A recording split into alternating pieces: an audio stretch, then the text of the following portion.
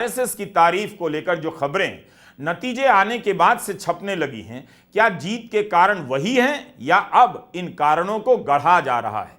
ऐसी खबरें पहले क्यों नहीं छप रही थीं कि आरएसएस की वजह से बीजेपी हरियाणा में जीतने वाली है? चुनाव से पहले जुलाई अगस्त के महीने में कई जगहों पर खबरें छपी हैं कि हरियाणा चुनाव में आरएसएस मोर्चा संभाल रहा है, लेकिन इस तरह से भी नहीं छपी कि आरएसएस ने 16,000 बैठकें की हैं। अचानक से ऐसे नंबरों की बरसात की जाने लगती है।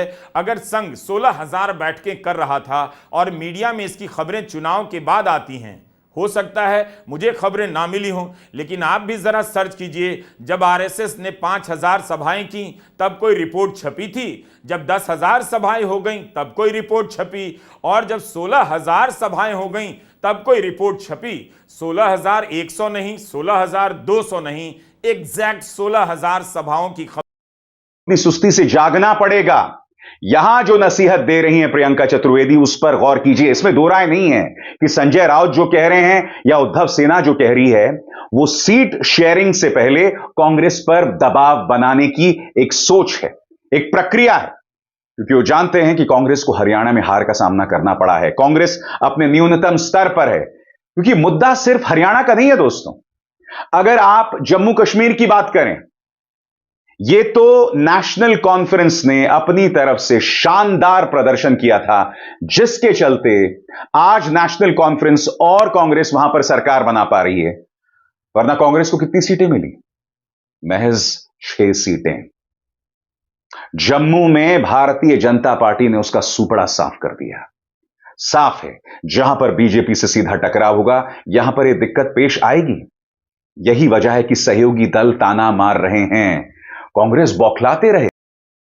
सेना प्रमुख जो शिवसेना प्रमुख उद्धव ठाकरे हैं, तो उन्होंने भी कुछ बातें कही हैं, और आज तो बल्कि शिवसेना का जो माउथपीस है सामना, उसमें भी आज कुछ बातें लिखी गई हैं। उस पे खरी खोटी संजय राउत ने भी सुनाया है, और मैं उसको आपको बताती हूँ। शिवसेना ने भी सीधा अटैक किया है कांग्रेस पर, और जो सामना है उसमें ये लिखा गया है कि हरियाणा की हार से महाराष्ट्र कांग्रेस को भी सीख लेने की जरूरत है। शिवसेना ने कहा कि कांग्रेस ने हरियाणा में आप या अन्य दलों से गठबंधन नहीं किया, जिसके चलते उसे हार का सामना करना पड़ा, जबकि जम्मू कश्मीर में गठबंधन का फायदा दिखा। शिवसेना ने बड़ा आरोप लगाते हुए कहा कि कांग्रेस को पता है कि जीत को हार में कैसे बदलना है। ये बहुत अटैकिंग लाइन है कि कांग्रेस को, जो देश की सबसे बड़ी पुरानी पार्टी है, उसको ये पता है कि जीत को हार में कैसे बदलना है। शिवसेना ने कहा कि हरियाणा की हार कांग्रेस के ओवर कॉन्फिडेंस और तक ना जा पाए, इसके लिए कई थानों की फोर्स और पूरे रास्ते को सील कर दिया गया। इसके बाद समाजवादी कार्यकर्ता भड़क गए और सड़कों पर उतरकर जमकर प्रदर्शन किया। अखिलेश यादव अपने आवास से बाहर निकले और एक खुली जीप में जेपी की मूर्ति का माल्यार्पण किया, और यहीं से ऐलान किया कि हम समाजवादी लोग हैं, पुलिस के रोकने से रुकने वाले नहीं हैं। आगे अखिलेश यादव ने क्या हुआ है, लेकिन आज में अंतर कलह की जगह जो कांग्रेस के भीतर से आवाज आ रही है कि साहब कहीं ना कहीं मशीनों का उनको संदेह लगता है, उनको लगता है कि कहीं कुछ गड़बड़ हुआ है। अगर एक लाइन में कहूं तो जो जयराम रमेश ने कहा कि these results are not acceptable, हमको ये नतीजे स्वीकार नहीं है, और मुझे लगता है कि ये लड़ाई अब सुप्रीम कोर्ट तक जाएगी। लेकिन क्योंकि आप एक टेक्निकल पर्सन हैं और वीवीपैट, ईवीएम, सुप्रीम कोर्ट तक आप इस लड़ाई को लड़ते रहे हैं, मैं आपसे पूछना चाहता हूं एक एक्सपर्ट की तरह पे कि मान लीजिए ये जो कांग्रेस का कहना है कि गड़बड़ हुई है, चुनाव की काउंटिंग में गड़बड़ हुई है, सुबह 8:30 से 9 तक वो लीड कर रहे थे, फिर एकदम से चुनाव बदला है, क्या हम कैसे पता लगाएंगे अगर पवन खेड़ा का ये कहना है कि जो 99। जी हाँ दोस्तों, और आप सभी को पता चल गया होगा दोस्तों कि जम्मू कश्मीर में कांग्रेस सरकार आ चुकी है, पर हरियाणा में कांग्रेस सरकार नहीं आई। तो इसका रीज़न क्या है दोस्तों? जो एग्जिट पोल कांग्रेस को 60+ पार बता रहे हैं, वो कांग्रेस आज 40 सीटें नहीं लेने में असमर्थ हुई। ऐसा क्यों हो रहा है दोस्तों कि कांग्रेस सरकार हरियाणा में क्यों पिछड़ रही है दोस्तों?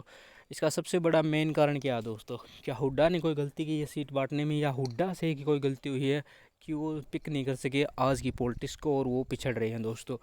और जबकि सैनी की सीट को कह रहे थे कि लाडवा से सैनी हारेगा। लाडवा से सैनी की 17,000 वोटों से जीत हुई दोस्तों। क्या कुछ इस सीट पे रहा है दोस्तों, क्या कुछ इसमें खबर है दोस्तों आपको कि अंदरूनी दुश्मनी कांग्रेस को खा रही है। जिस स्टेट को जाटलैंड बोला जाता था, आज वो जाटलैंड ख़त्म कर दिया बीजेपी ने पूरी तरह से दोस्तों। ये अब मैं इसको समझने की दोस्तों, जो जाटलैंड बोला जाता था कि ये तो प्रदेश जाटों का है, जाटों की हुकूमत है, पूरी तरह से धराशायी कर दिया दोस्तों ये बीजेपी गवर्नमेंट ने। ठीक है, 15 साल, आज 15 साल हो जाएंगे अभी इस गवर्नमेंट में, तो 15 सालों में कोई भी जाट सीएम नहीं दोस्तों। और अगर बीजेपी को जाट बनाए भी नहीं दोस्तों, जाटों को नीचे रख दिया दोस्तों बीजेपी ने।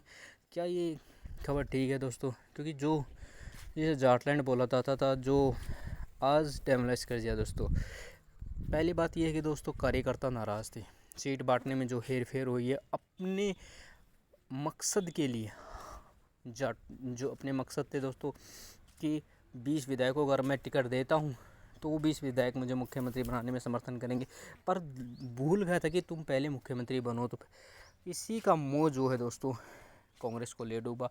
अब राहुल गांधी को ये समझने की ज़रूरत हो गई कि अगर आपको हरियाणा की राजनीति को अब बदल चुकी है, जो जाटलैंड बोला जाता है वो कांग्रेस जाट के साथ है, बट जो अलग कास्ट है दोस्तों वो पूरी तरह बीजेपी के साथ हैं दोस्तों। अलग जो तबका पूरा बीजेपी के साथ है। एकले जाटों से अब ये समझने की ज़रूरत है कि एकले जाटों से सरकार नहीं बनती। ये कांग्रेस को समझना होगा दोस्तों, ये हुड्डा को समझना होगा दोस्तों। जो बनता है वो बन लिया। गरीबों की जो ज़मीनें ली थी आपने, वो अब आप भूल जाइए, और हरियाणा में आप सरकार अब मेरे ख्याल से भूल जाइए कांग्रेस। अगर ऐसे ही मतभेद कांग्रेस में रहे हैं, और बीजेपी से सीखने की ज़रूरत है कांग्रेस को। जी हाँ दोस्तों, बदलाव ही प्रकृति का नियम है।